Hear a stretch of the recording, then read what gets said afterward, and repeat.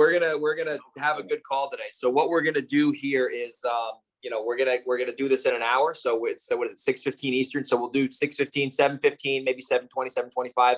The way we're gonna structure this one is we're gonna just it's gonna be a Q&A. We're gonna get right into the meat and potatoes. That's why people like to join these. So obviously you guys know the market shifted. We're in a little bit of a different real estate environment.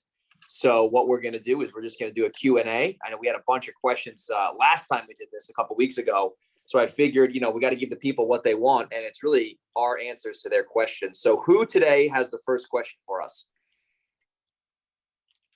By the way, I see a couple people I know here, but what's up, Oscar? What's going on? I don't know if I can see if anyone raised their hand, by the way. So if you guys got if you got a question, you can't raise your hand, just, either raise your hand if you have your camera, or in the chat, say yo, I got a question, or just unmute yourself and start blabbing, and we will we'll answer it. So who's got the first question for us?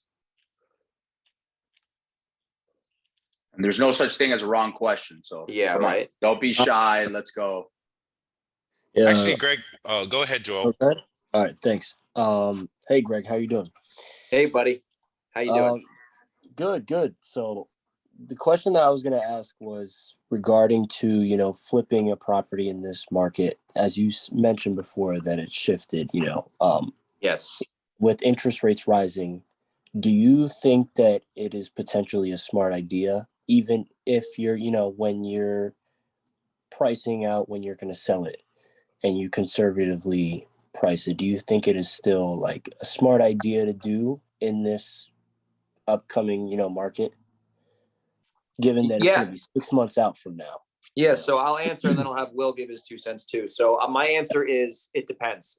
It depends where you're buying it, man. So if you're in a market like Scarsdale, which is by me, which is very expensive, I probably wouldn't be flipping properties in Scarsdale. And the reason I'm saying that is because there's really no exit for a rental up there, because the taxes are going to be $50,000 a year. So the answer is really yes, but you need to be in a market to where, at least in the Hudson Valley, I know that's where you live, you can rent that property out if you can't sell it, right? So that generally means you're going to be below the median house price, right? So if worst case scenario, let's say a property's worth $350 fixed up right now, let's say the market shifts and now it ends up being worth $320 because the interest rates.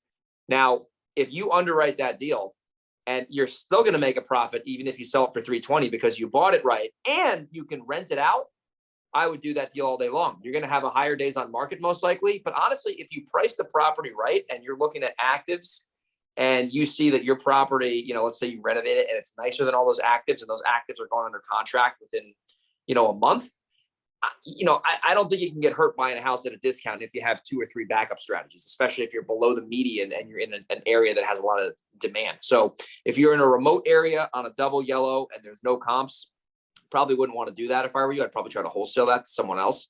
But if you're in a subdivision where it's a straightforward house, you're apples to apples, Cape Cod to Cape Cod, ranch to ranch, split to split, and you can rent it out as a backup plan, and you can still make money on that property if it drops by 10 or 15%, I don't see a lot of risk there, in my opinion. I'm still doing that. I have no issues with that.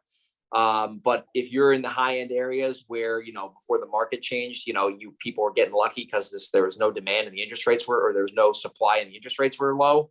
I probably wouldn't be doing much of that right now. Will, what are your thoughts, bro? Yeah, so I'm going to chime in on the same thing. It really depends. I think a lot of real estate right now is in that bracket. It depends, but as far as what I'm personally doing, I'm in South Florida. I only fix and flip, meaning a rehab property, not wholesale. I wholesale all over the state of Florida, but fix and flip in South Florida. I am only taking on a fix and flip that has 130 to 150 gross spread in order to actually close, renovate, and resell. With that being said, I'm going to couple that by saying I'm not taking on full renos that are 70, 80 grand.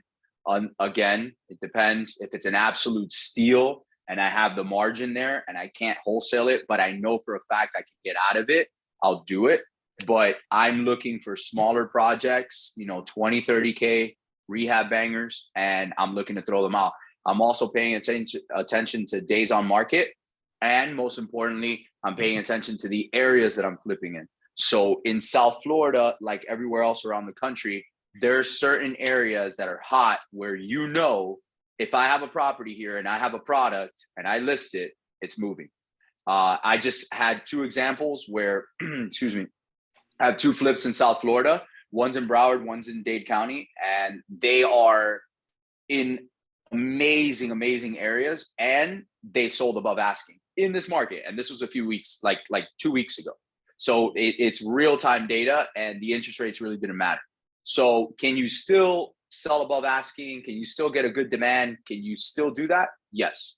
With that being said, I also have a rehab we bought right. We had like 170K gross spread. We put 60K into it, and we're pushing what would have been before a simple flip, but it's a not so desirable area.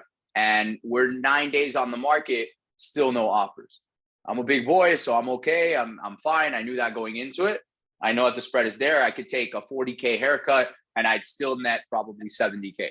So I'm all right with that. But yeah, the area is very specific.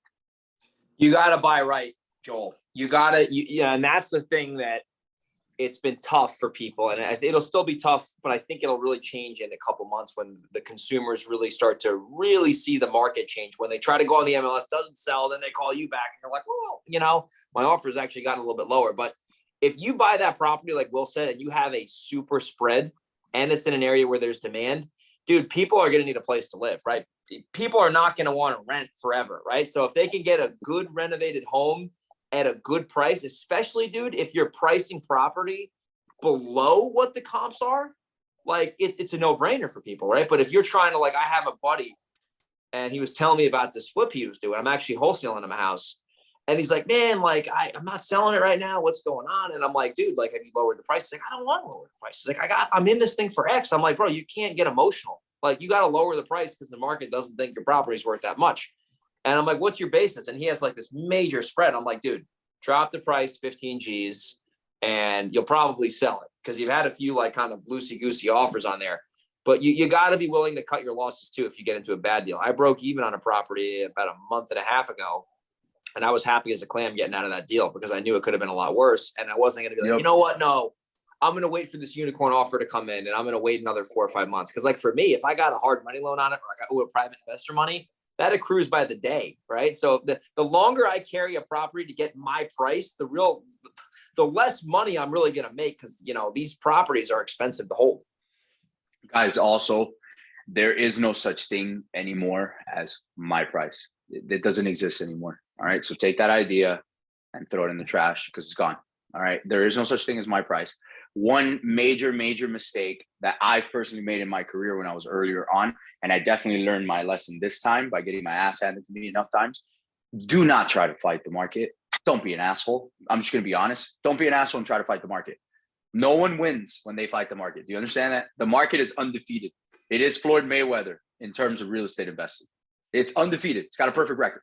It's never going to lose. So please do not try to fight the market. Don't try to go down. You know, we're on the way down. It's just a matter of where. Price it accordingly. If you have a good spread, don't be a dick. Reduce it, move it, keep it moving. That's it. Just 100%. You can't control the market either, right? Like the market will tell you if you got a good product, right? You have zero even on the control. wholesale side. Yeah, dude, I like I said, I had 2 rehabs. The market told me immediately, hey, 2 offers above asking. Immediately, the market was like, we like your product. We like your price. Good job. Get out. The other one, the market's telling me 9 days. We're sitting and we're hanging out. And that's telling me price reduce. Done. Get creative with things. Reach out to realtors. Reach out to brokers, etc. Do more open houses. You just have to, you have to do the song and dance now. It's a dance and pony show right now. And you got to do those things. And you got to get feedback too. Like, why didn't you want to buy this property? What was the problem you had with it? Was it the price? Was it the property? Like back in the day, AKA like 8 months ago, you didn't need to do that. It was like highest and best, waive your contingencies. Maybe I'll consider your offer. But now it's like, hey, you saw the property. Clearly you were interested. What about the property? I like to go with the no questions, right? What about the property didn't you like? Well, I don't like this. And then you're okay. Well, that's what one person says. Well, when the next person goes there, if they say the same thing, well, maybe you got yourself a trend, right? And you can either lower the price or, you know, maybe fix the property a little bit. But Joel, a long answer to a short question. It depends, brother. If you implement what we told you here, and you have multiple exits and you're buying deep enough, you really can't get hurt that bad, even if the market drops, 20%. Agreed. Copy that. Also, like, to add on top of that, what with this market, what is like the ideal ROI that you guys should be looking for in terms of don't track ROI. No? Don't track ROI right now. Yeah, I don't do that. ROI, and I'm gonna just, and I'm sorry I didn't let you finish, but I think I know where you're going with this. Don't track ROI right now. Okay, it's gonna be skewed. Number one, the market's sliding, values are changing, percentages are changing, so your ROI is gonna be skewed. What I would track is, where are you in terms of liquidity at the time? Can you hold it? Like Greg said, can you rent it if shit really hits the fan and Joe Biden decides to be more of Joe Biden and the Fed and this and that, which is going to keep going. So just relate the real factors, close on the property if you can. If you can't, I can close on a lot more than what I'm doing right now financially, right? Liquidity wise, I can be doing a lot more rehabs. And I'm watching deals. People send me deals every single day, and I'm talking about a ton of deals. And I watch them like stock tickers, and they're going and going and going and going. I just passed on one the other day that I could have closed. I got a $40K discount. I could have closed, and I was like, I could probably close, relist it, make 50 G's. I'm not sure. Sure enough, 3 weeks later, a buyer came along, closed on it, listed it. He's sitting on the market now for a few weeks. That was going to be me. And he's priced where I was going to be. And I had to do a hard pass. And I was like, fuck, 50 G's. Am I really going to let that go? It was a true close and relist. No paint patch, nothing. And now I'm watching this guy and I'm like, you know what? Good move. I'm happy. Yeah, right. Because he's me. So what I'm saying is, track ROI, but like as a secondary thing. Just really track the internals. Can I do it? Do I want to do it? Is it in an area that I want to be in? Can I sustain it? Does it have enough, spread to resist something bad coming along, or the rates tightening up even more? We're officially at 6.56%. It's going to keep going up.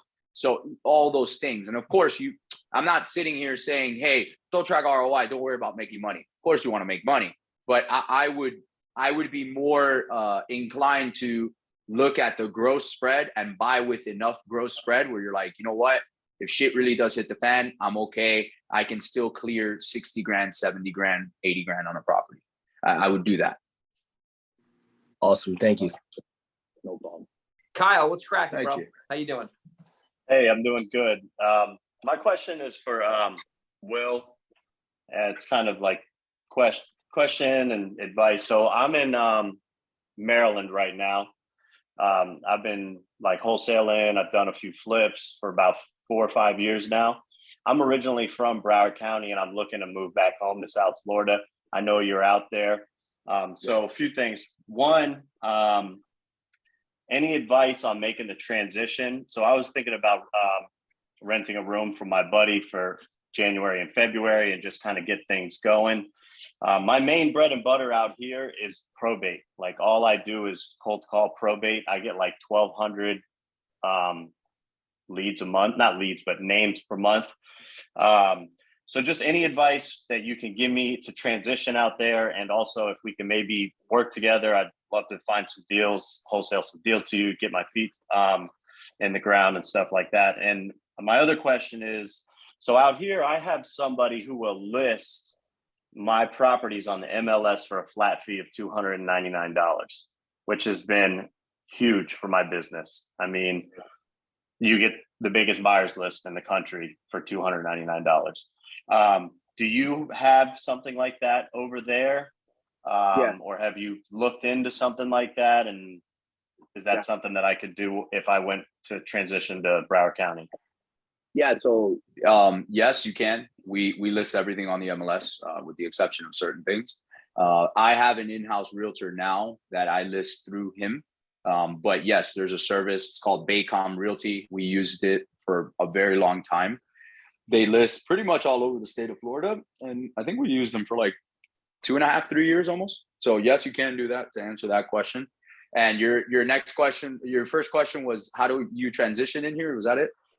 Yeah, I mean, I have I've got enough money and stuff to get me started, but I have these contacts and stuff over here. You know, I have my contractors, I have my title company, everything. So I'd be going back there and starting from scratch. I mean, I know what to do. I just want to hit the ground running and get moving and get my business going over there, because I've been trying to move back home to South Florida for a few years now, and I think I'm ready to make the transition. You know, it's just a different market, so I'm not used to it and whatever. So I'm just wondering if you have any advice particularly in that area, you know, like Broward County, Dade County, Palm Beach. My question to you would be, how bad do you want to move down here? Extremely bad. That's home. That's where I'm from. I'm born and raised in Oakland Park, Fort Lauderdale. I've been in Maryland for like, I've been out here for like 7 years now. I originally moved out here to work in the casino, but now I've been doing real estate full time for about 5 years, and I hate the cold weather. I love South Florida, so it's inevitable that I'm going to be moving back. What part of Maryland are you in? Are you in the DMV? I'm in Pasadena, Maryland. I'm like 20 minutes from Baltimore. Got it. Okay. Yeah, so I would move back. I mean, there's no question. So look, you're not, first of all, you gotta, the mentality thing, right? You're from here, you know the area. This is your hood. You're good, right?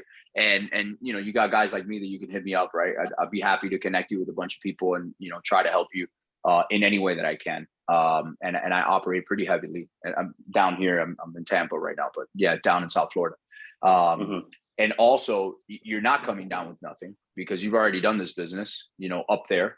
So you already have the know-how. You know how to vet people. You know how to get deals. You know how to get leads, right? You know how to close them. So you're definitely not coming with nothing. You're coming with a lot more, it sounds like, than when you left. You know what I mean? For sure. And you got some money. So I would come down here, dude. Look, I'm the type of person, this is just my personality. I'm the type of person that when I decide I'm going to do something, I'm going to go balls to the wall all the way. I'm not going to think about it, and I'll build the plane on the way down. And you know, before we hit the ground, right? That's just me. It just doesn't work for everybody. But this market's great. There's a lot of opportunity. There's a lot of people I see within the next probably 3 to 6 months. They're going to close up shop. Naturally, it's going to happen. A lot of people are scared. They're skeptical, right? So I think that there's a huge amount of opportunity in any market. But I love South Florida. I'm extremely bullish in South Florida. Every day I see a new person popping up in South Florida, or a new someone coming in from another market to South Florida. And it's for a reason, and we won't get into that here. But another thing I'll tell you, so you focus specifically on probates? That's my bread and butter. That's all I do. Like, and I've been crushing it with that. Like, my spreads I mostly do wholesaling. I've done like two or three flips. But the fact that I can list it on the MLS for $300, my spreads are just, I mean, anywhere. I've had like multiple 40K plus wholesale deals. So this is another piece of advice to you. Maybe you've thought about this, maybe you haven't. I would branch out. I would still keep the probates. So, and I'm going to get to the point of why I'm saying this in a second. So I'd keep the probates, and I'd start marketing to other people, right? Because why not? And you're, you know, I don't like to focus on one solo list or one solo marketing channel or anything like that. One is the worst number in business. And I'm going to repeat that. One is the worst number in business. Okay. So if you have one of anything, you're going to have a problem. One is just a problem waiting to happen, right? Number one. Number two, probates and all those types of leads naturally have a longer cash conversion cycle. Would you agree? These things do not convert as fast as a quick close in, out. So naturally, you're already setting yourself up for, hey, this is going to take 4, 5, 6 months, a year. I've had some fucked up probates that might take a year and a half because it's so hairy. Story of my life. Right. And also the amount of work and the amount of bandwidth that it requires to get some of these deals done. Ask me how I know. Do I like them? I have a team now that does them, right? That I've taught them how to do it so I can leverage my time better. But dude, it's not an easy type of deal to do. It certainly ranks on the higher end of sophistication. length of cash conversion, right? There's a lot of factors that are already against you naturally. Now, on the other hand, there is a higher spread, typically speaking, right? And they're good deals. They're good deals. And you're going to have less competition because most people don't want to go after them because of everything that I just said, right? So I would focus on the probates. And by the way, you're aware Florida is God's waiting room, okay? Everyone comes here to die. It's just a reality. I hate to say it. I said this at the mastermind yesterday, but it's the truth. So there's a lot of opportunity in probate, especially if you're proficient at it. I love probates. I have one of the best probate attorneys. So number one, I'd be happy to connect you with him. He's a stud in Florida, and he does all the state of Florida. And there's no one, in my opinion, that's better than him that can go toe to toe with him. So, you know, resources like that, man. But dude, if it's something you want to do, if it's something you want to come down, come back, be happier. Right? You're gonna fire from a different place. You're gonna fire from a different kind of energy because you're here and you're already a happier person. You walk outside, there's sun, there's not snow to show. I know, I hate it, bro. I fucking hate it. Yeah, it's already a happy thing. Yeah, and you've already proven that you can do this in a subpar, you know, condition, shitty market, shitty weather. I mean, it's just gonna go better for you. It sounds like you just got to make a move. That's it. Fair enough. Appreciate it, man. Yeah, I'll be down there. I always frequent and visit, but I think I'm going to, because I have a lease in my apartment over here. So I'll probably go down there and stay with a buddy for like January and February and just try to get things rolling before I like actually break my lease and move all my shit and everything like that. But I trust me, every winter I'm like, I fucking hate it here, but I have my business rolling and all my connections. And I guess I'm just a little nervous, but it is, I'm from there. Like, I know that's my area. Like, I grew up in Broward County, so I'm very familiar with over there. I'm not super familiar with Dade, but I'm not familiar with Baltimore, and I figured it out. So right, and it's probably because you had to. So right, but can't you just keep your business going in Baltimore and live down here and do deals down here? Well, that's the thing. I'm just kind of a one-man show out here. Like I still do everything. Listen, let me stop you. Let's just take a tea for a second. Everyone's a one-man band until they're not. Okay. I used to say the same thing again and again and again. It's like a reel that you play in your head. And I get it because I've been there. You know, in my case, it was a one-man band, it was a two-man band, my brother and I. But dude, everyone is until you're not. And I'll tell you what, you really want to give yourself a challenge and you want to give yourself a challenge of constraint, come down to South Florida. I guarantee you two things are going to happen if you are who I think you are. You're going to figure out South Florida. You're going to do well down here. And you're going to figure out DMV. You know why? Because you have to. And now you're down here. So geographically, you got to figure it out. And that's what I think you need to do. It's a done deal. For sure. Appreciate it, man. Yeah. I mean, my thing was, I'm always just telling myself I need to hire, and I know what I need to do. I just don't implement it because I just never really hired a real employee. I mean, I have a virtual assistant who does my data, who pulls my data and stuff, but like I do all my cold calls. I run I'm acquisitions, I'm dispositions. I deal with the title company. I do all that stuff. So. Yeah, but dude, even if you move to Florida, Kyle, you can do your business in Maryland with not a lot of resistance if you're down, especially if you're in a good environment. You got the sunshine. And dude, I moved to California, and before I moved to California, I'm like, I got to be able to virtualize my business or else I'm screwed. And I found a way to make it happen. I remember I moved to San Diego, right down the street from where I'm living right now. And I was like, well, I can't drop everything, what I'm doing right now, and just go out to a house. I got to find someone else to do that for me. Right. So I'm telling you, dude, especially if you have a dialed in process in Maryland or the DM, wherever you are in Baltimore area, you can take everything that you do. And this is what I did when I hired my first employee. I wrote down every activity that I did. And then I circled only the things I really want to do, which is usually negotiate. So now I have an acquisitions guy, but at the time it was negotiating, raising the capital, and then overseeing all the marketing. And then everything else I was able to outsource to someone else. So you can basically take all the stuff you do in your probate process. And if there's something where someone physically has to go there, I guarantee you can find somebody in that area, especially with your network, that can do those things for you, whether it's someone to walk a property for you. I mean, heck, we wholesale virtually, and like, I never go to the house. The buyer goes. Like, what am I going there for? To get in his way, you know? So I'm telling you, man. And then once you do it virtually, it's like, oh my gosh, it's even locally.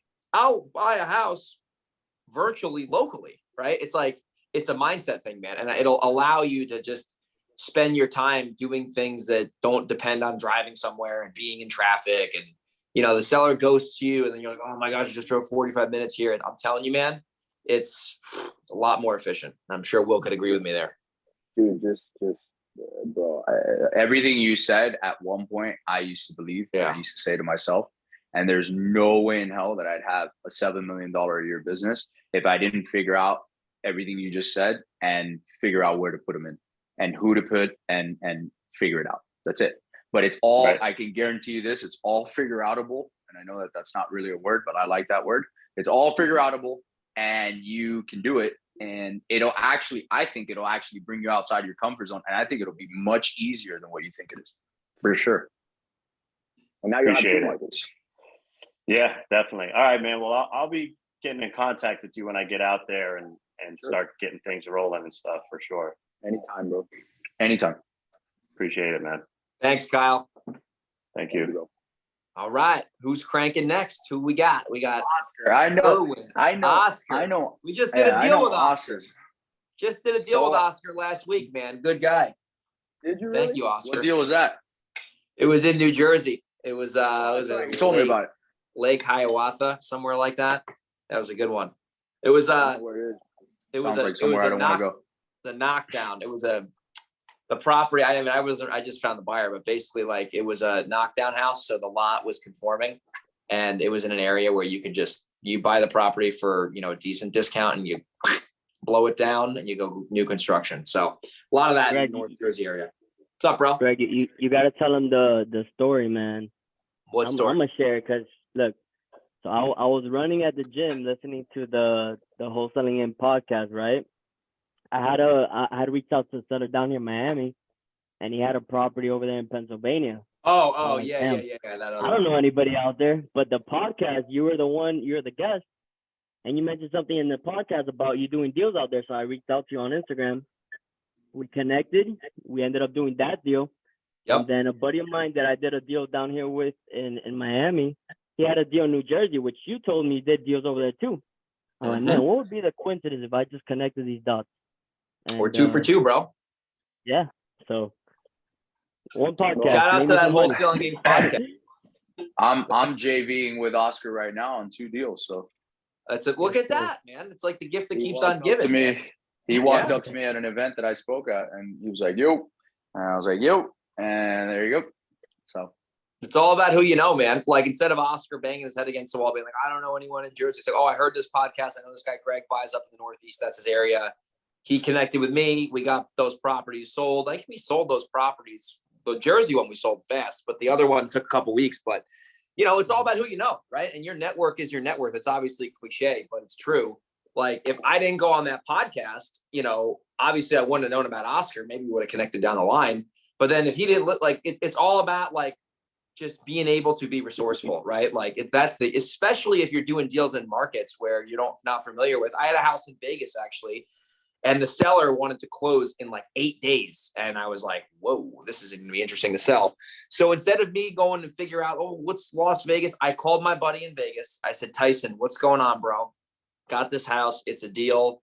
We got to just freaking get this thing moved. The seller needs to, because if I had more time, I would have just tried to figure it out. But I knew I needed to get that thing sold. And he was a big player in Vegas. So called him up, made a deal. I think we split like 23, 24 grand down the middle.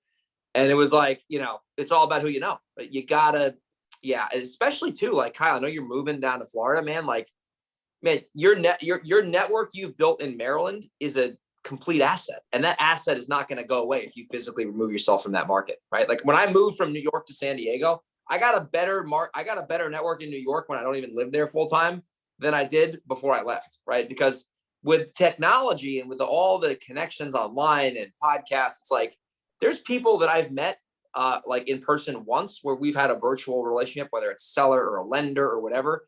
And man, like with tech now, it's like, it's just crazy where you like really don't need to be like physically at properties. It's unbelievable. Dude, we're only all right. Full circle here. One second. I'll give you the best point of this.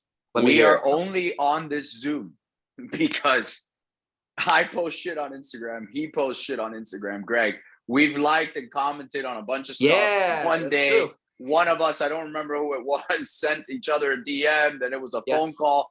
Ironically, he knew one of my best friends in South Florida. I'm like, how the fuck do you know Brandon? He's like, don't worry about it. I said, great. And then one thing led to another. He's like, hey, you want to do this IG live? Yeah, great. All right, you want to start this podcast or the webinar thing? I was like, great, let's do it. That's the only reason why we're here. Yeah. But Greg and I have physically never met.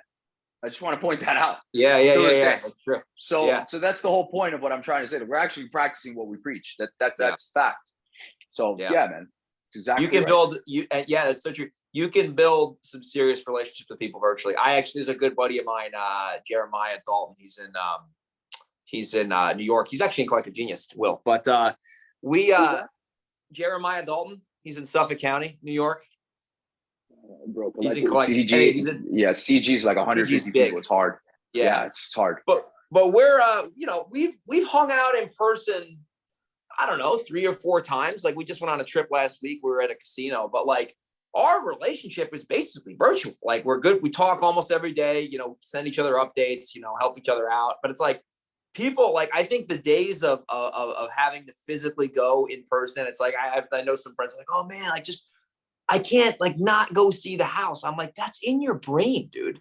Like you're holding yourself back from doing more marketing because you physically need to see it. It's like, dude, you can pay somebody on Craigslist. Like, we've done so many deals in areas that I've never even heard of. You go on Craigslist, you type in, I need someone for $75 to take pictures of a property, change a lockbox. Guarantee you'll get 50 or 60 people to reach out to you. You select one of them, you have them go there. And it's like, you can get everything done in there. And this is more of a real estate point.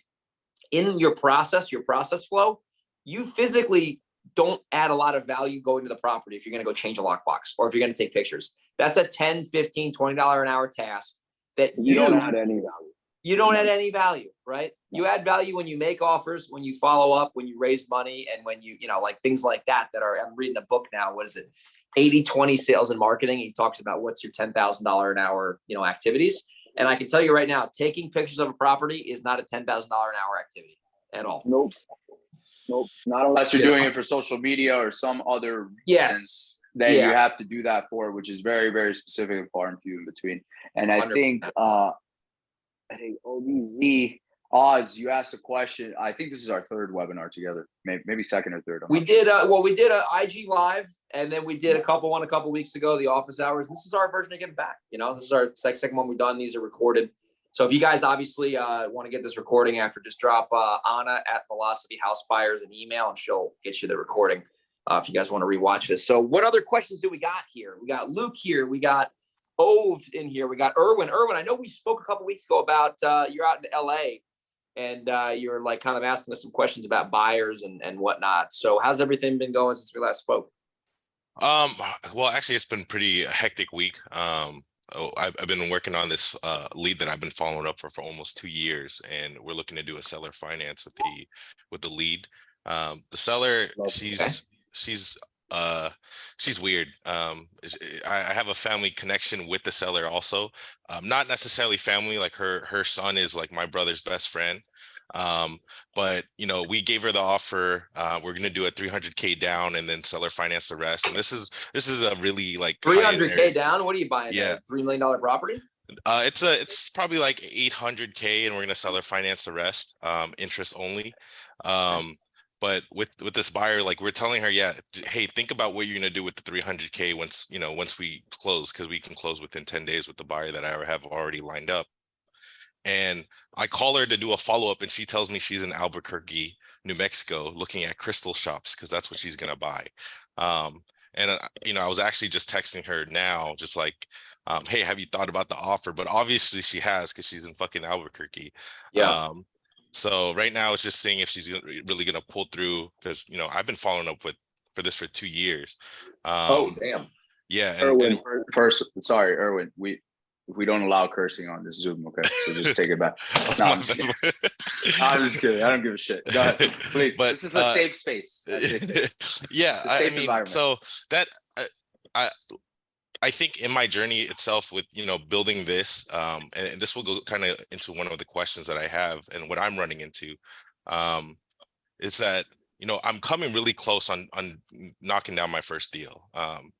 And I always tell all these buyers that I run into, like, hey, I'm not just like entry level. I have a I own a triplex down in San Diego. I bought property before. I'm wholesaling for my own lead gen, but also I'm still understanding everything that has to do with wholesaling. So yeah, I mean, right now I've been really, really close. Really, the interest rates have been fucking up a lot of the offers that we've been doing. And it's probably just because we're not getting enough spread, or I'm not negotiating enough. But I want to go ask about, Greg, I know your team size is not that huge. It's not. You, Anna, Brett. I had a couple of VAs, and when the market took a shiitake, I wanted to cut some of the fat. So got 2 full-time employees. I wanted to ask kind of how you handle the leads, because what I run into is like, I'm looking at my CRM and it's like, man, definitely like, okay, I can follow up with them. I've given them kind of the ballpark offer, but it's not really hot or anything. Should I just be pushing them to the side, start automating those? No. So that's a good question. Never push leads to the side, by the way. No. Never. So here's what we do. So we have our process where the phone rings or the web leads come in, whatever. We just do a lot of mail and Google ads. Yeah. And Brett or Anna will take the phone calls. Usually they'll take the phone calls and they'll screen the lead out, right? They'll figure out why they're selling, what's going on. They're going to qualify them, disqualify them, etc. Once the lead is like qualified, and let's say it's a pretty good lead, then the next step will be a second phone call, right? Because we pretty much buy over the phone, unless it's like a unicorn property where if we go there, it makes sense. It'll give us an advantage, but 95% of the time, that's not the case. Once we, deem them as a qualified lead, Brett will then turn around and he'll reach out to me. He'll confirm the numbers with me. He'll say, hey, this is the number. And I'm like, yeah, you're right. Okay, that's good. And then I'll give him like a thumbs up on like, hey, make this offer, right? And then, but we're trying to do more than make an offer. We're trying, hey, what's their problem? How can we solve their problem? Yeah. How can we help? You get the point. But so that's process A. We'll make the offer. Generally, most offers get rejected originally, right? Some offers get accepted. If it gets accepted, obviously it moves down the chain, goes into escrow. If the offer gets rejected for some reason, right, we will figure out what is the reason. Why did they say no to the offer? Was it they're shopping the offer? So are we going to get last look? AKA, are we going to do a follow-up in a week or 2 or a couple of days, depending on if it's like a retail seller and they're like going to go on the market, but they're trying to figure out, we're just going to see cash offers. If it's not smoking hot, right, we'll put them into a auto campaign, but we'll still reach out to them periodically manually. And we'll obviously, hey, did you sell a property? Is there anything we can do to help? We try to like approach them in a sense where, hey, just following up with them. Hey, how's everything going? Last time we spoke, you told me XYZ was going on. How'd that go? What's going, your brother was ill or whatever the case is. We try to not make it about the house because obviously they know we're calling about the house. So that will come up naturally. But here's a nugget here. And if you don't have a team, this is very good use of your time. I'm sure you've heard of the 80-20 principle, Erwin, right? 20%, 80%. Yep. So in our CRM, we've built it out to where there's a filter where we can tag our top 40. We call it our top 45, which are the top 45 leads in the database that are going to sell their property at a discount to an investor, but they just haven't done so yet for whatever reason. And every single week, the team is following up with that top 45 with clear, specific next steps, right? Every time you're following up with a hot lead that is going to do business with you, you need a clear, specific next step. And that might just be, hey, my sister still, is undecided here, but, she's going to chat with me on Saturday. Okay. So the next step we'll do is you're going to speak with your sister Saturday. So on Monday, we'll call you at 10 and we'll see whether, your sister wants to do this or not. But there's always a next action step. And you always tell the prospect what's going to happen next, because, and this, Erwin, this is for people who are serious about selling right now. This is not for every person. This is for the hot ones who are going to do business with an investor. So our top 45 gets us deals just because, we're on top of these people. And those ones are the ultra hot ones. The ice cold leads that are like not a shot. They wouldn't give information out. They're just totally like, don't want to share much. They'll get automatically followed up like that. And then the thing is though, Erwin, we put them in an auto sequence, but if they come out of that auto sequence for some reason and they respond, then they get 40. Treated like another normal lead. Yeah. And then no, they're not in the top 40. They'll get processed.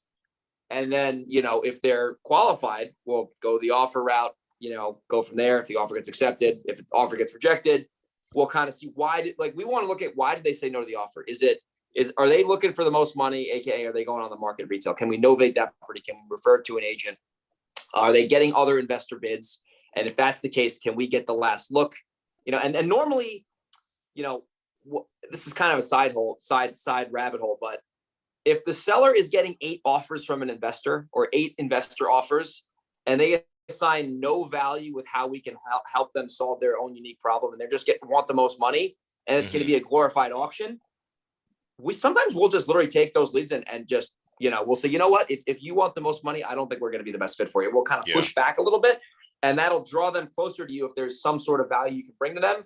But if they're just going to go commoditize that property, we've just noticed that, if we kind of back off and everyone else kind of fights for that, it's like, we need to be able to provide real value for people, or else they're not going to sell us their property. But basically, you got to identify if you're a one-man show, if you're following up with people manually, right, and you don't have a team, you got to find a way to segment your database to where you're following up with people who are most likely going to sell to you over time, and you're getting in constant contact with them, because you don't want to let these closable deals fall through the cracks, man. It's a shame. So you got to find a way to, I know in our CRM, we can just like build out, I can have the Podio guy build out a tab or whatever, a bucket.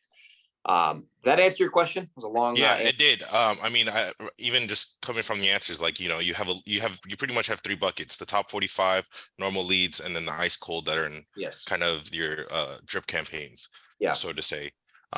Cool. A personal question, just, because, hey, Greg, honestly, thank you for putting me on Mike Michalowicz. I finished Profit First like a couple months ago. It took me a shit ton to kind of implement that. Even though I'm not even profitable in my wholesale business, the Airbnb is operating with Profit First. But now I'm reading Clockwork, because I don't know if you feel the same way, but Traction, it was super boring for me. I couldn't get through the book. I actually fell asleep a few times. Traction sucks. It's a boring book. I don't know what the hype is. Yeah. I implemented Traction. Sorry to cut you off, but I implemented Traction years ago, and that's the only EOS system that there was around. And then I did Sharper, which a buddy of mine, Gary, runs, who's awesome, and he uses Empire, which is a lot more exciting. But yeah, Traction is just tough. Yeah, it's a tough read. Tough. Yeah, it is. It was. I don't even think I got through the first quarter of the book, honestly. But I'm going through Clockwork right now. I've just kind of done the sticky. I'm in the beginning phases of the book, talking about like QBRs and the spokes and everything, figuring out the 40 mix. I wanted to ask you, Greg, like what did you identify as your QBR for the whole making offers? Making offers. That's the brick that builds the house, brother. Funny. I did a video about this the other day, talking about the brick, and our brick is. I learned that from Gary Harper. That was from Gary Harper. That's right, baby. So Foot Locker is the story behind that. Look it up. Oh, I like this. Yeah, this is a good story. Foot Locker, years and years and years ago, Foot Locker was in the shitter.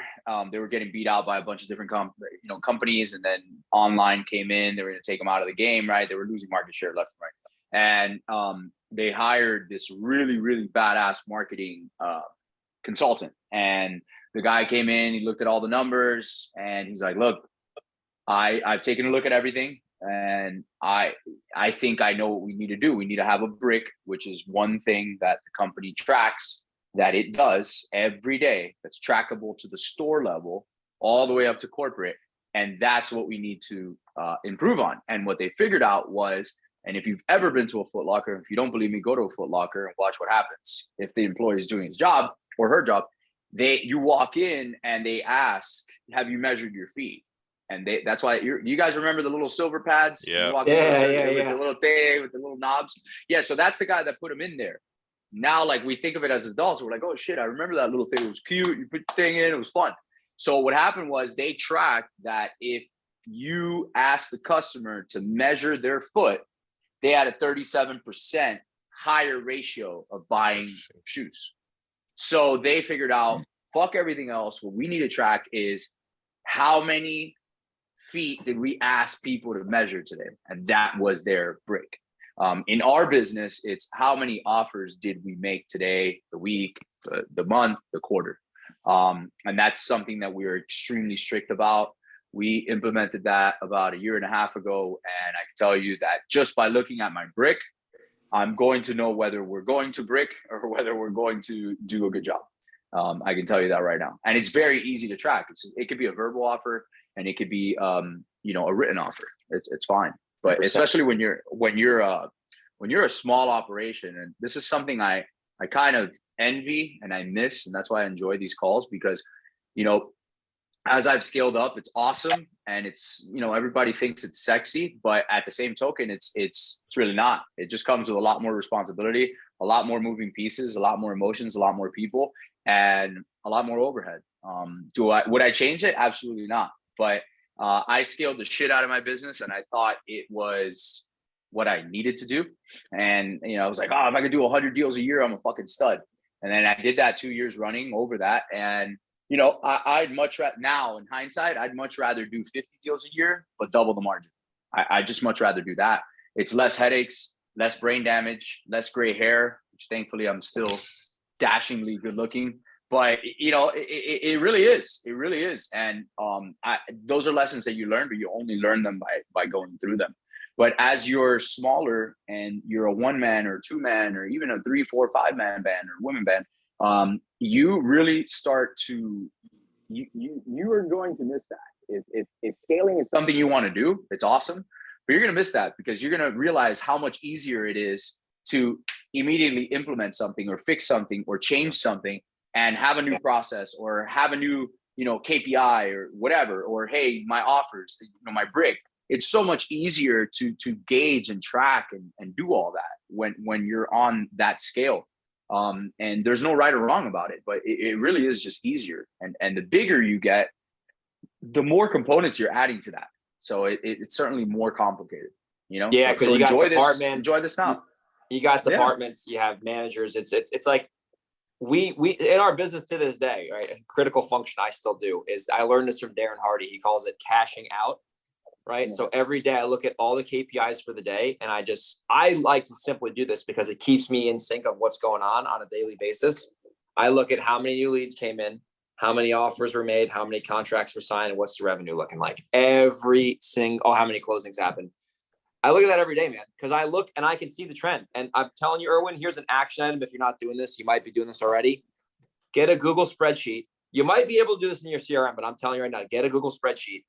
And either you or a VA track every offer you make, right? If you're not already doing that, because you're going to be able to see, and we have in our company, if someone makes an offer and it gets accepted, we color the cell green, right? And then we see, okay, how many offers do we need to make to get a green cell, right? And then we know that that's moving us in the right direction. But you got to get good at the basics, man. I get a lot of new people that reach out to me and they ask me a lot of great questions, but the questions usually are avoiding the hard work, which is making an offer. Greg, how do I get an attorney? Greg, who do I use for escrow? Greg, what about my LLC? Am I gonna get sued? It's like, brother, how many offers did you make this week? And what were the results from those offers you made? And because if you don't make an offer, you don't need to worry about the attorney because you're not taking him a business deal because you have no offer accepted. Yeah. That is the critical stuff. Yeah. To chime into that point, dude, effort is the easiest thing to track. Yes. And especially when you're a smaller operation, effort is so easy to track, but it's also so easy to fuck up. And as you scale, it gets even easier to track and easier to fuck up. And then you got a whole, you know, group of people in there. So what I'm saying is, let's keep it simple. Amount of calls, right? Amount of contacts, amount of dials, amount of texts. That's an effort metric. That's a KPI you can track. Then it's, okay, from that, how many offers did I make? Whether it's in writing or verbal. And then follow-ups is another one, right? Things like that. Those are easy. Don't get it complicated. Just don't worry. And I see so many people, especially now that I'm on the education side, that they're asking me all these crazy questions and they're nowhere near there where they're like, oh man, well, what about how can I open up this market? And I was looking at the figures over here. And well, you know, I mean, if I could send like 7,000 texts a day and I just ramp this up and I'm like, dude, what are you doing? How many offers did you make? That's my response. I'm like, how many people? And then they're like, dude, I'm not getting any deals. I'm like, well, how many people did you talk to? I'm like, oh, That's not an answer. It's not an answer. Tell me a number. Well, I talked to like 3 people. I'm like, okay, how many offers did you make on the 3 people? If that's what it is, you know?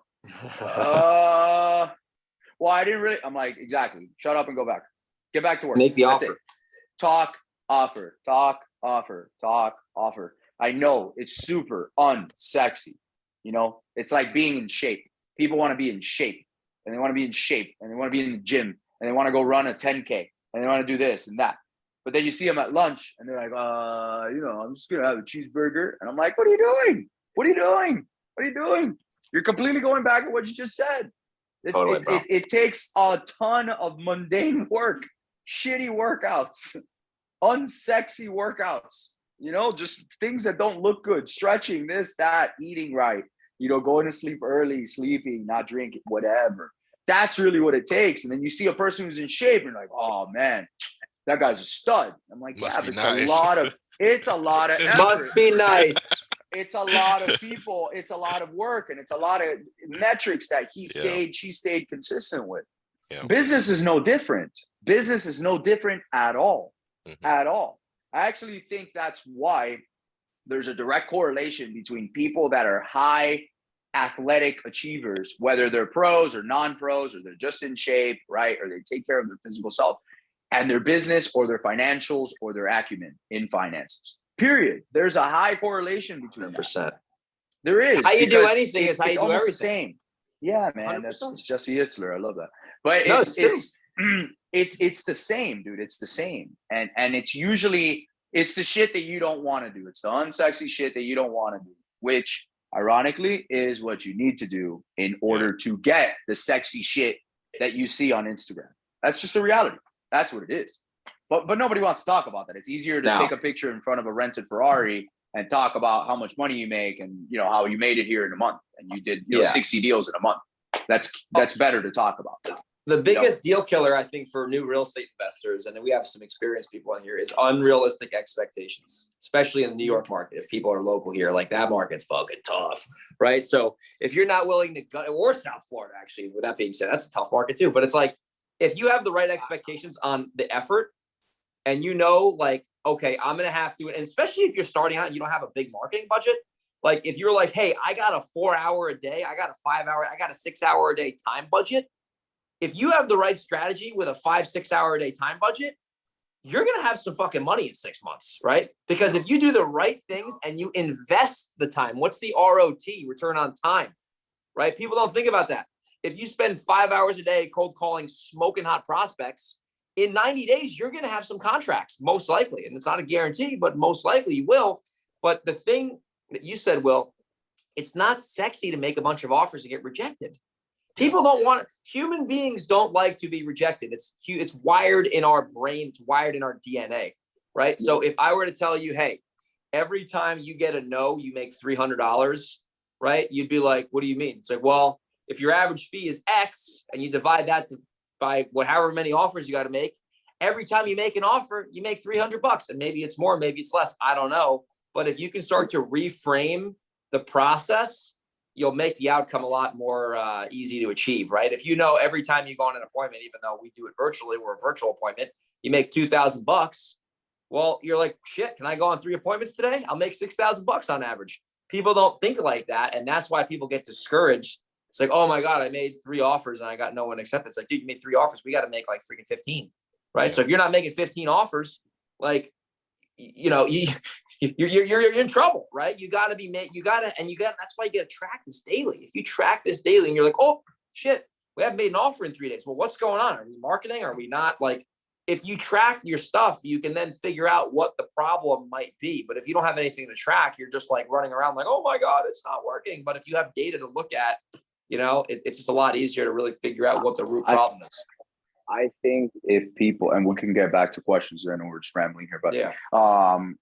I think if people were to really look at a year and commit to something for fucking 12 months, I know it's ridiculous, but considering that you're going to live an average of 80 years, it's 1 out of 80. It's nothing, but just commit to something for a fucking year, full force. doing the efforts, tracking the metrics, no matter how difficult, how much bullshit, how hard, how much, it doesn't matter. But if you just did that for a year, I guarantee you, and you can sue me if you want after this, but I guarantee you, you will have results. And you will be in a totally different place in your life. And you'll be like, holy shit, why didn't I do this sooner? But you know what most people want? The reality is most people want, they can handle a week, 2 weeks, 3 weeks, 4 weeks. Then they go out to lunch or happy hour with one of their friends who's got a corporate job. And they're talking about their little 401k and their paid leave off, and about how they just got a $3,000 a year bonus, which is dog shit. But and then all of a sudden, you know what starts happening? Then they hear about crypto, and they hear about this and that, and about how fucking this coin is gonna do better than that. And then they get fucking shiny penny, and they run away, and they do that. And they're done. Next thing you know, you see them 2-3 months down the road. So what happened? Oh man, real estate sucked, man. That shit doesn't work. And it's like, no. Don't blame that. You didn't work, motherfucker. You suck. And you're lazy. And you didn't commit. And you did something hard, which by the way, it's not hard to do something for 2-3 weeks. Anyone can work out and diet for 2-3 weeks. Show me that you can do it for a year and a half and lose 43 pounds. Tell me then. Talk to me then. And I'm speaking out of personal experience because I was fat last year. I was fat last year of April. And I changed my life, but I treated it no different as business. And I was like, dude, I can do this in business. Why do I look fat right now? Mm-hmm. Why am I out of shape? What the fuck? And I had a hard conversation with myself. I was like, my man, the money got to your head. You have all this time. You've been having these nice dinners with the steak and the fucking truffle mac and cheese. You gotta stop the shit. And dude, I had a real tough conversation. I'm like, there's just no difference to business. It took me 6 years to get, to where I am right now, speaking in rooms or whatever. But it was 6 years of eating shit to get there. And people vastly underestimate what it takes to do that. Like, 100%. Talk to me. There's 2 students I have, and the kids I love them to death. But, they were having 3, 4, 5 good months right before the economy changed. And they're like, yeah, man, and then they had 1 or 2 months that were rough because the economy started to change. And I was like, guys, you better buckle up. Effort needs to go up, and you need to really step it up. And they're like, oh man, this is tough. I was like, don't talk to me about tough. Talk to me when you've had 12 consecutive months that suck. Talk to me when you've had 6 consecutive quarters that suck. Then talk to me. You can talk to me then. You'll earn the right to talk to me then. But until you go through that, no. And by the way, everything's in your hands. Everything's in your control.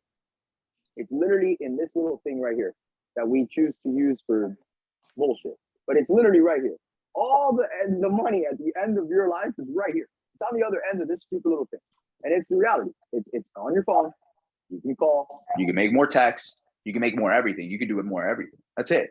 If you want a better life, if you want to achieve more, you just crank up the volume on your effort. That's it. That's it. That's it. And it's the only thing you can really control. I love it. It is actually the only thing you can control. The only thing you can control. Good economy, bad economy, good friends, bad friends, girlfriend, breakup, all the bullshit. No money, yes money, all the bullshit. It's the only thing you can control. That's empowering. Ironically, God has a huge sense of humor. It is the hardest thing to control, is yourself. Right? The self-discipline. It's crazy. That's the irony of it. Even the founding fathers of this beautiful nation knew 300 years almost in advance. They said, look at the Constitution. It says the pursuit of happiness, not happiness. That's a kicker. Seriously. Even they knew that it wasn't going to be happiness. It was the pursuit of happiness is guaranteed. The hustle and everything else is sold separately. What do they say? Earl Nightingale says, success is the progression of a worthy ideal. It's progressive progress of it. So it's not, I remember, I'll give you a quick story on that because this is a little happiness rant. I remember I used to have this mindset where I was like, oh, I'll be happy when I'm living in California. I'll be happy when I have 200K in the bank. Like insert your freaking achievement. And I remember every time I would hit some sort of achievement, I'd be like, well, what the fuck? I'm the same old me. Now I'm in California. Now I got money. Now I got whatever. Now I got the fucking nice car, the hot tub in the back. And I realized over time, I was like, you know what? I'm the most fulfilled and happy when I know I'm making progress towards whatever goals I want, right? And I remember I started to say, all right, I'm going to set these goals and I'll be a goal setter, et cetera. But just know that when you hit those goals, it's going to be cool. And you're going to be like, oh shit, that's fucking cool. But when you are working towards that goal, it's when you feel the best. Cause it's you said the pursuit of a worthy ideal. Cause every day you're like, oh, I'm not bored all day. Cause I got shit I got to do. I got goals I want to hit. And it makes your days go by better because every day you're getting up. And I always say this with my team, we want to move that ball 10 yards down the goal line today. Because if we move the ball 10 yards down the goal line, by the end of the week, we're in the fucking end zone, right? And if we're in the end zone every week, everyone's where they want to be. But in order to do that, like Will said, block, tackle, get sacked a couple times. Does anybody like football in here? Everybody watch football? New York Jets, baby. Fuck yeah. I'm not even a big. I guess Erwin's not a big football fan. I'm not even a big football I fan. gotta put my hand down. Yeah. I'm not a big football fan, but I'm going to tell you something. It's a really relevant example to what we're talking about. The pursuit, right? The pursuit is when people are happiest. Tom Brady. Why The fuck can't the guy retire? And why did he just go through a divorce? because he can't give up. His pursuit of happiness. Because the guy just can't do it. He's a champion. He's still in his fucking prime at 43 or whatever he is. He can't give up, and he won't give up his pursuit of happiness because he knows what's going to come on the other side of that. And he's still got some left in the tank. And he doesn't want to be sitting on the beach somewhere 5 years from now when then it's really too late to play at 48. And he's going to be like, damn, I could have done 43, 44, 45. Maybe I would have had one more ring. What happens? You can't go back then, man. I had this conversation with my girlfriend the other day. You just can't do it. And I was like, I'm sorry. You know, she was on Giselle's side. And I'm like, look, I'm sure there's two sides to every story. But I'm going to tell you right now, when he made that stupid fucking promise 10 years ago, he didn't realize that he was going to be the GOAT. Okay. And then he started to compound how good he was going to be and how much he had to give and how much discipline and what he could achieve. And his belief system just changed. She did not change with him. So it's kind of fucked up on both sides. But he got to a point where he's like, why am I going to quit? This is my being. This is my DNA before I met you. Why are you doing that to me? And look, it ends up in a divorce. Yeah. So, that's what happens. I remember when I found out about that divorce, the first thing I was thinking about was this book called Winning by Tim Grover. And man, if you're just a deep down winner like Tom Brady, it's in your fucking blood, man. Whatever it fucking takes. That guy, he's fucking rich as shit. He's got 7 Super Bowl rings. Like, he doesn't need to do shit. But he's a winner inside, at least in the football arena.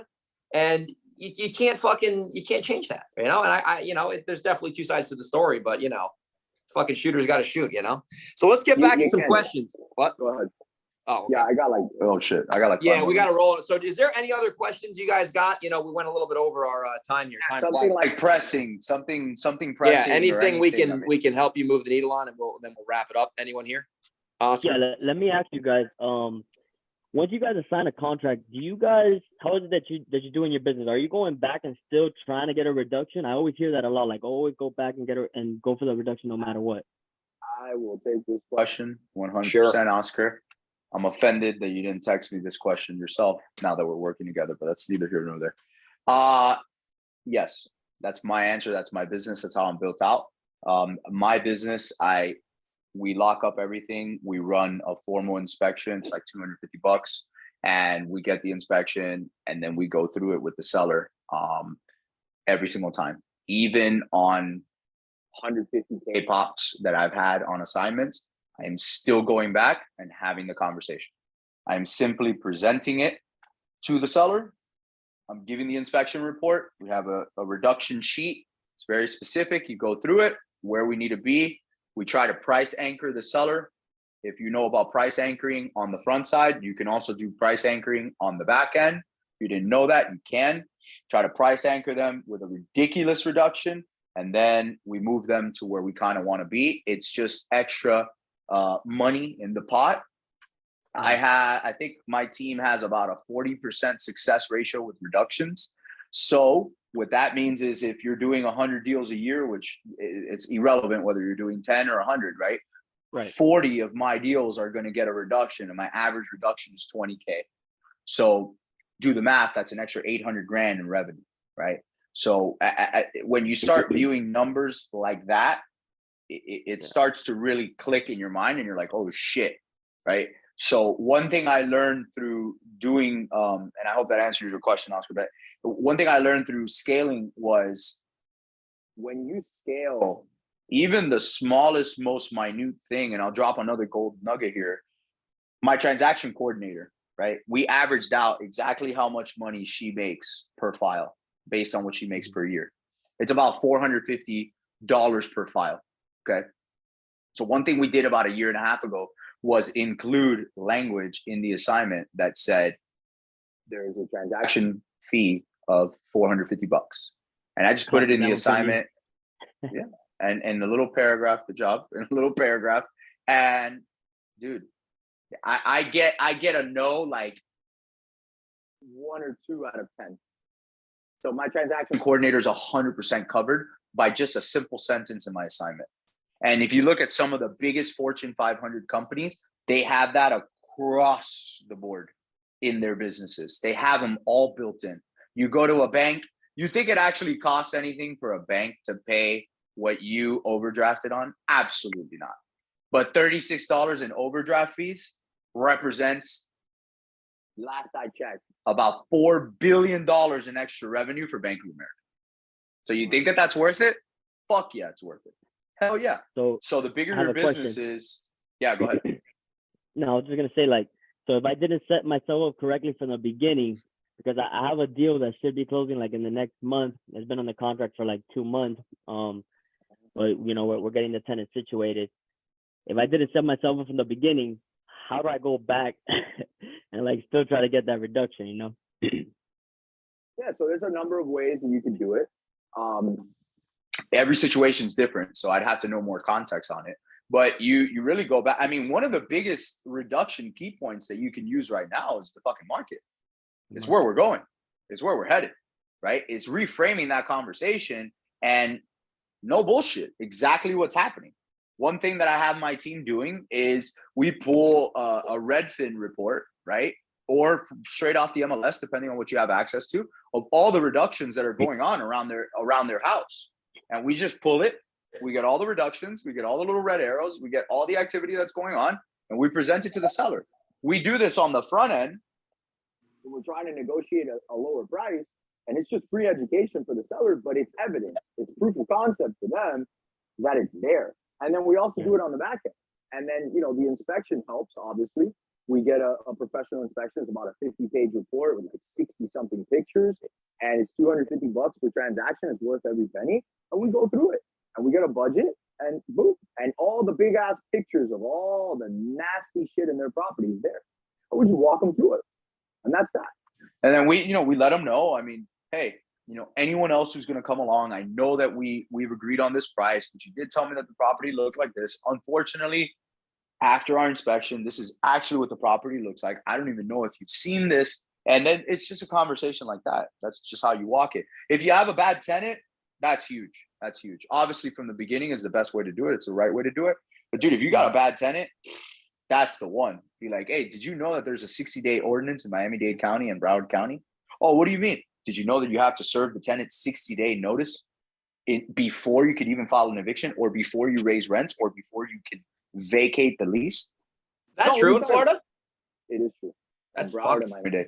Oscar, what's especially with the market shift, dude. I mean, or here's another nugget, and then we got to wrap. I know Will's got a dinner and whatnot. So here's another nugget, dude. If there's a fucking thank you for making it seem like I'm going out to party or something. I have a podcast after you, but thank you so much. Okay. Dude, Oscar, if the seller can't deliver clean title because there's like a probate or a tenant thing, dude, and it's really the seller's fault, dude, that's even better way to renegotiate. I have this going on right now with some probate deals. It's like, hey, you said you were going to close by X. Probate didn't work out at X. You know, now we have to close this thing 3-4 months down the line. The market shifted. What do you think we should do, Mrs. Seller? You know, and I always like to basically, if I'm renegotiating, I want the seller to go first, just like making an offer. What do you think is fair here? Well, could you do another 30 grand, you know, and then like, oh, now it's their idea. And then if we have to, you know what I mean? So always try to get the seller to go first if you can. And if you can't, then like Will said, make an extreme anchor, make it hurt. And you probably end up settling on the number you want to get anyway. So hope that helps. You don't get it. If you don't get it, you don't like get 50%. What? Extreme like 50%. No. There's a fine, Yeah, Erwin. Yeah. Take it easy. Like if you Take want to it get a 10K price cut, Woo. if you anchor them at 15K or 20K, you end up settling at 10K, something like that. Yeah, I usually like to do, like, if I was going for 10K, which I think is too low, but if I was going for like a 10K, I'd probably anchor them like a 30K, like a 3X. Yeah. Right. And then, I'd work it backwards the same way. Like if I'm negotiating on the A to B and I really want to be at 250, let's say, I'm going to start the conversation when we're talking, whatever. Hey, did you know that, investors in your area are buying properties at 170 to 190,000? And then the seller's going to freak the fuck out 99% of the time. And be like, whoa, no, I would never take one. I was like, I know you wouldn't take that because you're very astute and you're very competent. And I'm not saying that that's what I would offer. I'm just saying that they are offering 170 to 190. And no, well, you know what? I wouldn't take anything less than, 230. And I'm like, well, here we go. I was already 20K below where I want to be, right? Or I guide them there. So anything that you say after 170, 190, if I tell you 210, you're gonna be a happy camper. You get what I'm saying? It just sounds better. I'm already a winner. Plus, it also makes, I think people take negotiating like me versus seller. It's like separate. No, it's better if it's like a team effort where it's like they are paying this and they want to fuck you, but we don't do that. And we are gonna work as a team over here. And that's why we're moving forward, It's more like a united front with the seller. That's honestly the best way to negotiate, in my opinion. I agree, man. Make it you and them versus the problem, not you versus them. It'll go over a lot smoother. 100%. Oscar, man, let us know when you renegotiate a monster. Well, he's gonna do it with me. Appreciate it. All right, so I'm right here, bro. There you go.